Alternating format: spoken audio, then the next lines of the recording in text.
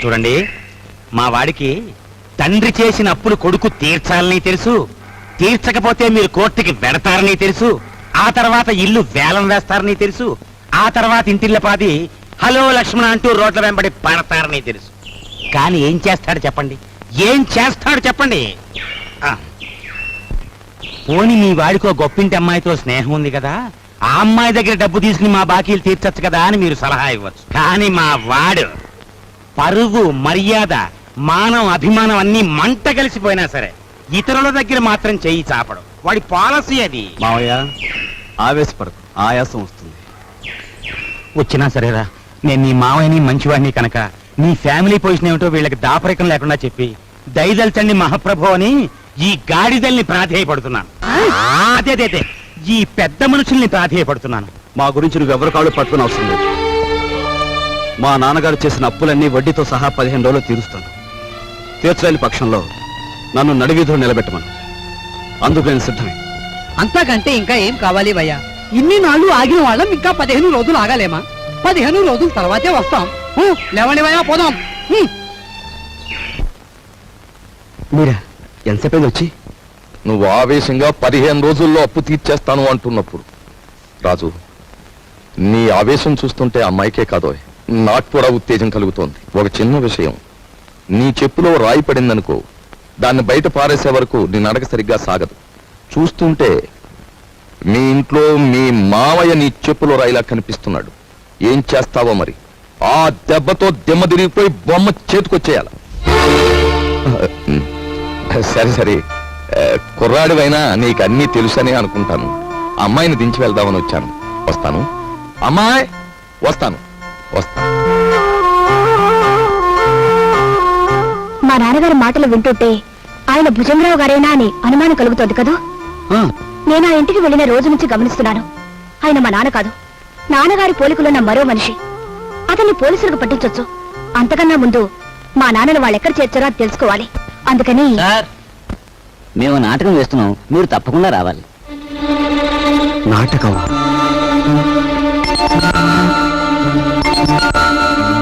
మీరు ఎందుకు వచ్చారు? ఎవరు రమ్మన్నారు? నా జ్ఞాపక శక్తినే పరీక్ష చేస్తున్నారా?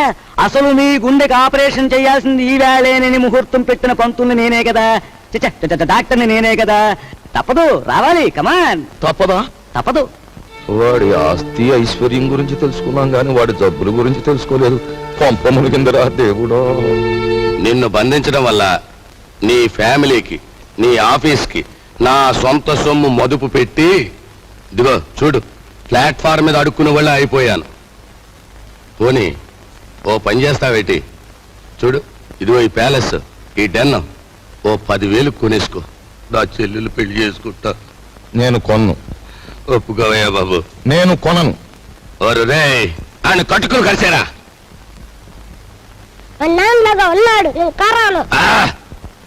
చెట్టంత మనిషిని నీ బాబుని బతిమాలుకుని, పెట్టంత మనిషిని నిన్ను బతిమాలుకుని, నీ యవ్వ నా బతికి ఎలాగైపోయిందిరా. నేను మోయటం ఎందుకురా?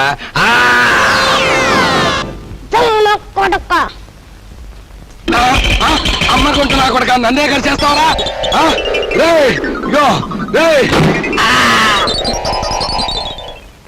గురువా, గురువా, నువ్వు వచ్చేసేవాడ్రా? హాయ్ బాబాయ్, ఆఫీసర్ గారికి గుండె జబ్బు ఉందంటే మనకు తెలదు.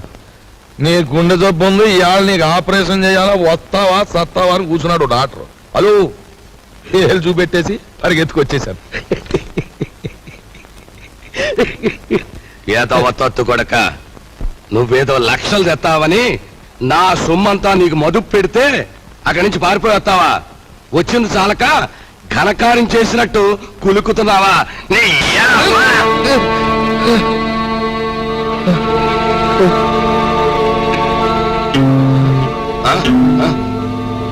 ఒరేయ్,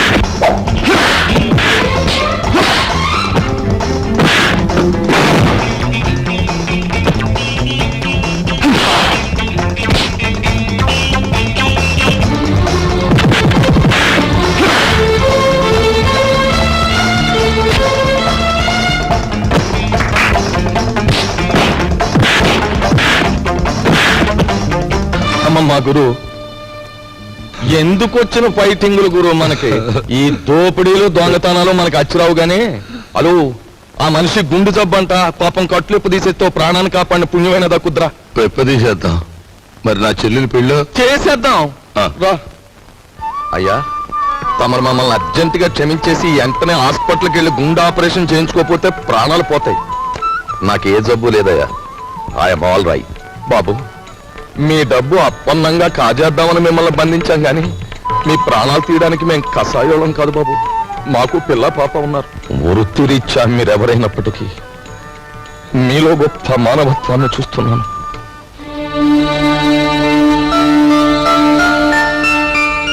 ఆ వేళ నా కంఠం మీద కత్తి పెట్టి బెదిరించిన విప్లవకారుడు నువ్వే కదూ. ఆనాడు మీరు నాకు అన్యాయం చేస్తుంటే నా సహనం చచ్చిపోయి మిమ్మల్ని ఎదిరించాను. ఈవేళ మీరెక్కడో బంధింపబడి ఉంటారని అనుమానం కలిగాక మిమ్మల్ని రక్షించాలని వచ్చాను.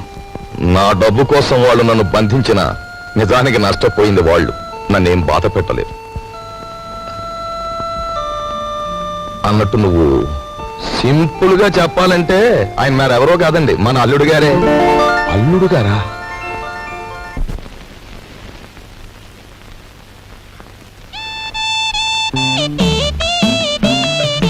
అరే మీ నాన్నగారు పోయాక నువ్వు మీసం ఉన్న మగాడివైపోయావే.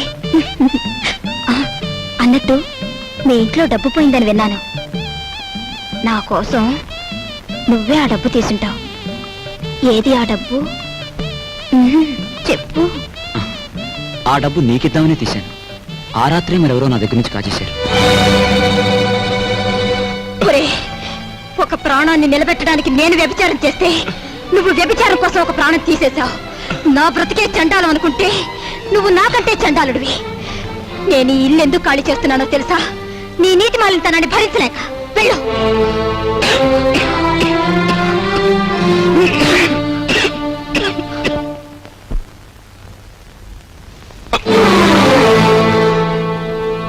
ఎక్కడికి వెళ్ళావు? చెప్పు. ఏమిట్రా నువ్వు చేసిన పని? చెప్పు. ఎక్కడికి వెళ్ళి వస్తున్నావు? చెప్పు. రాస్కెల్. ఏమిట్రా నువ్వు చేసిన పని?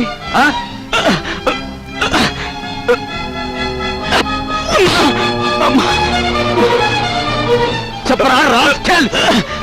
చెప్పు. బాబు లేదురా నీకు?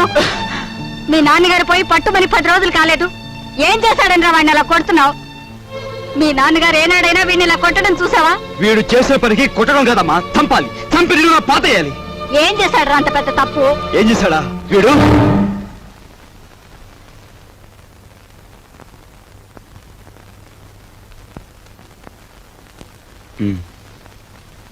బాబు వీడిని తమ్ముడురా. తప్పు చేస్తే శిక్షించాల్సిందే. కాకపోతే ఆ సమయంలో వీడిని తమ్ముడని మాత్రం గుర్తుంచుకుంటే చాలు. పత్రా.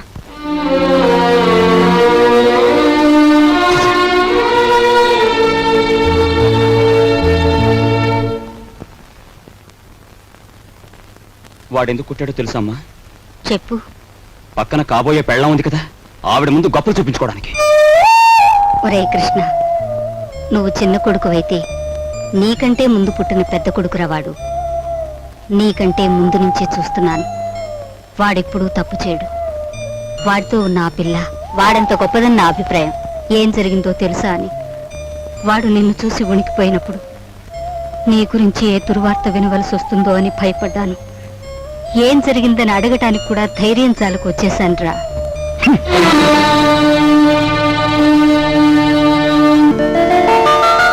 ఈమె నా చెల్లెలు. ఇల్లు వదిలి వచ్చేసింది. మీ సేవా సాధనలో ఉందేమో.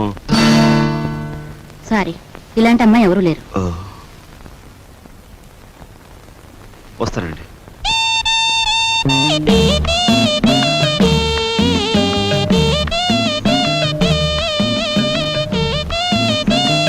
ఇలా రా. వస్తున్నా. నీ చూపులోని ఆకలి నాకు అర్థమైంది. నీకేది కావాలన్నా నేను ఉపయోగపడతాను. అలాగే నాకేది కావాలన్నా నువ్వు ఉపయోగపడాలి. ఇక్కడ ఫ్రెండ్షిప్ కి అది కండిషన్. ఓకే? రాజు, నువ్వేవి అనుకోనంటే ఈ డబ్బుతో నీ అప్పులన్నీ తీరిస్తే ఎలా ఉంటుంది? స్నేహితురాలుగా నేనేం చేయాలో, ఏం చేయగలను నాకేం అర్థం కావటం లేదు. నీ అభిమానం ఆత్మబలం అండగా ఉంటే నాకు అంతే చాలు. పద. మంచి తరుణం మించిపోవును, ఆలోచించిన ఆశాభంగం. 8 రోజులు సైకిల్ తొక్కిన వారికి 8,000 రూపాయలు బహుమానం. 8 days 8,000. 8 రోజులు సైకిల్ తొక్కిన వారికి 8,000 రూపాయలు బహుమానం.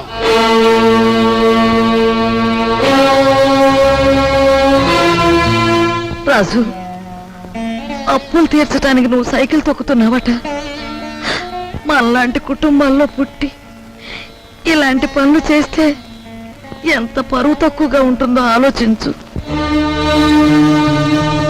నేను చాటుగానో సన్నాసి బుద్ధితోనో దొంగతనం చేస్తున్నాను అనుకో, లేదా కన్నవాళ్ళనే వెన్నుపోటు పొడుస్తున్నాను అనుకో, లేదా అప్పుల చేత పంచాయతీ జరిపించాను అనుకో, అప్పుడు నేను 10 మంది చేత చీ అనిపించుకునేవాడిని అవుతాను. ఏమిట్రా నువ్వు మాట్లాడేది? మొన్నటికి మొన్న కుమ్మరాడి దగ్గర కూలిపిని కొప్పుకొని ఈ ఇంటి పరువు మీద పెద్ద బండ పడేస్తావు. ఇవాళ మీ నాన్న చచ్చిపోయాక ఆగు. ఇప్పుడు నువ్వేమిటి మాట్లాడింది? మా నాన్న చచ్చిపోయాడా? ఆ మాట నువ్వు అంటున్నావా? నువ్వు ఏమిట్రా అది? ఆవిడ అలా రెట్టిస్తున్నావు. మరి చూడమ్మా, నాయనమ్మ నాన్న చచ్చిపోయాడు అంటుంది, అత్తయ్య అంటుంది. అసలు అసలు నాన్న చచ్చిపోవడం ఏంటమ్మా? Non sense. నాన్న చచ్చిపోలేదు. నాన్న చచ్చిపోలేదు. మనందరం కలిసి ఆయన చంపేశాం. అవునమ్మా, నిర్దాక్షిణ్యంగా కాలు రాసి చంపేశాం. కొండంత మనిషిని చాదస్తుతో కొందరు, స్వార్థంతో కొందరు, ఇలా అందరం కలిసి ఆయన చంపేశాం. ఏ చంపలేదా? ఒక్కసారి మీరందరూ గుండెల మీద చేతులు వేసుకుని ఆలోచించండి.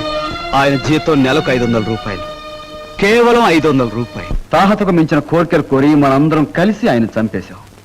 He was successfully murdered by all his family members. నోరుంది కదా అని తప్పులు పడుతున్నారు. నేను చేస్తున్న ఈ పనిలో ఓ పవిత్రమైన ఆశయం ఉందే తప్ప ఇదేం పరువు పోయే పని కాదని నాకు బాగా తెలుసు. మీరు ఒప్పుకున్నా ఒప్పుకోకపోయినా ఈ పని నేను చేసే తీరు.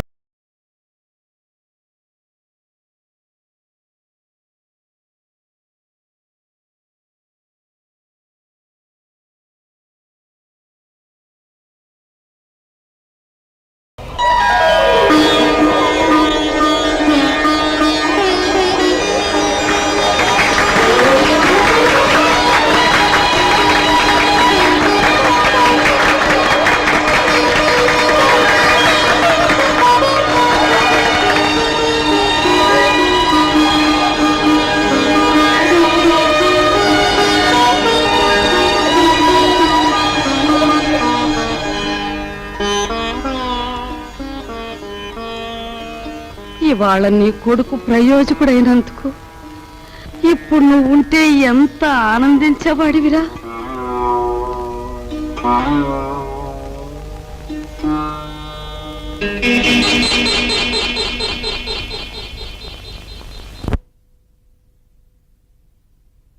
రాజుగాడి గదిలో దూరి డబ్బు కాజేద్దామంటే వాడు పడుకున్నాడో లేదో తెలియచావట్లేదు. పడుకున్నాడని దగ్గరికి వెళ్ళామనుకో, వాడు బాంబుల పేర్లా పేల్తాడు. అసలు ఈ గొడవంతా దేనికి? నువ్వు మీ ముసల్దాన్ దగ్గరికి వెళ్ళి కుక్క పెట్టి ఒక ఏడుపేడు, ఆవిడే కాచేసుకొచ్చి మనకిస్తుంది.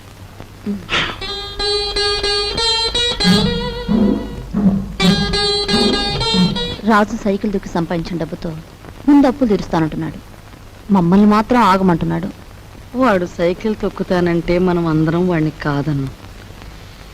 ఇప్పుడు ఆ డబ్బు మనం కావాలంటే ఏం బాగుంటుందమ్మా? అందుకే వాడి చేతుల నుంచి మనం తీసుకోము. మరి నువ్వు ఆ గదిలోకి వెళ్తావు, ఎవ్వరికి అనుమానం ఉండదు. ఆ డబ్బు నువ్వు తెస్తావు.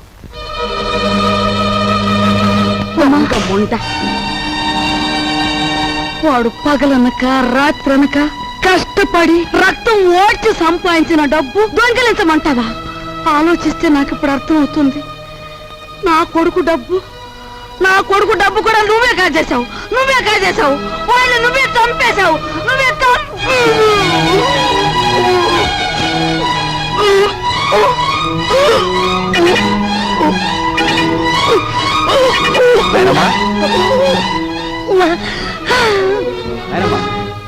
ఏమైంది బాబు ఏమైంది నాయనమ్మా ఎందుకు కేకలు పెట్టావు నాయనమ్మా ఏమైంది నాయనమ్మా ఏం లేదు బాబు, ఏదో పీడకలు వచ్చింది. మీ నాన్న గుర్తుకొచ్చాడయ్యా. సరే ఊరుకో.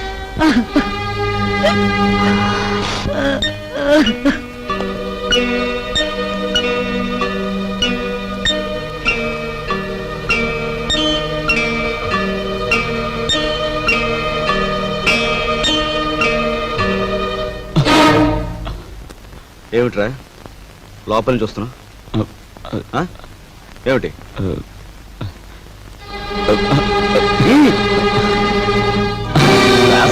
ఏమిటారు చేసిన పని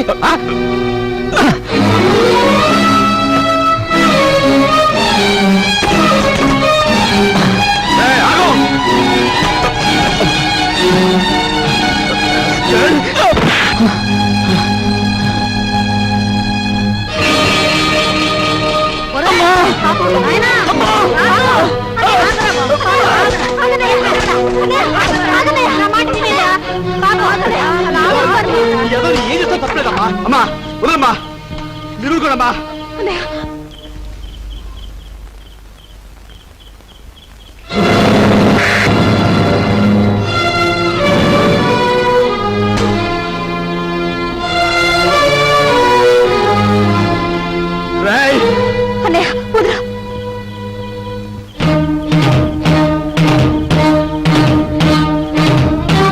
దుర్మార్గుడా, ఎంతకు తెగించావురా?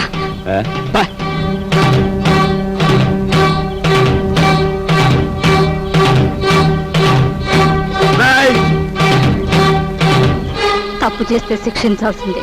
కాకపోతే ఆ సమయంలో వీడిని తమ్ముడని మాత్రం గుర్తుంచుకుంటే చాలు. తమ్ముడు ఎవడ్రా నీకు తమ్ముడు? ఒక సిగరెట్ వెలిగించినంతసేపు లేదు నీ పెద్దరికం, ఒక దమ్ము లాగినంతసేపు లేదు నీ పెద్దరికం. అందుకోసం నువ్వు ఎగిరిపడిన అవసరం లేదు. ఏమిటి నీ గొప్ప? నాన్న చచ్చిపోయి 4 రోజులు కాలేదు, రకరకాలుగా అధికారం చలాయించాలని చూస్తున్నావు. నీ పెద్దరికం నాకు అక్కర్లేదు. సచ్చినాడా ముసలిముండా. ఐఎమ్ సారీ, నీకు మర్యాద ఇవ్వాలి కదూ. చూడు మిస్టర్, నీకు ఎవరి పెద్దరికం అక్కర్లేదనుకుంటే ఈ ఇంట్లో నుంచి తక్షణం బయటకు వెళ్ళిపోవచ్చు. నేను ఇంట్లోంచి వెళ్ళిపోవాల్సి వస్తే ఏం జరుగుతుందో తెలుసా? నువ్వు ఈ ఇంట్లో ఉండాలంటే ఏం చేయాలో తెలుసా? తెలుసు. నిన్ను అన్నా అని గుర్తించాలి, నువ్వు తంతే పడుండాలి. అంతేకాదు, దున్నపోతల తింటూ కూర్చోకూడదు. కాయ కష్టం చేసైనా సరే సంపాదించాలి, అప్పుడే నీకు తిండి. ఓహో, సంసారం సవ్యంగా సాగాలంటే ఇంట్లో అందరూ కష్టపడాలి, అలాగే ఇంటి పరువు కాపాడాలంటే అందరూ కలిసి ఉండాలి కదూ. నీకు గుణపాఠం చెప్పడానికి నేను బయటికి వెళ్ళాలి, వెళ్తాను. Good bye.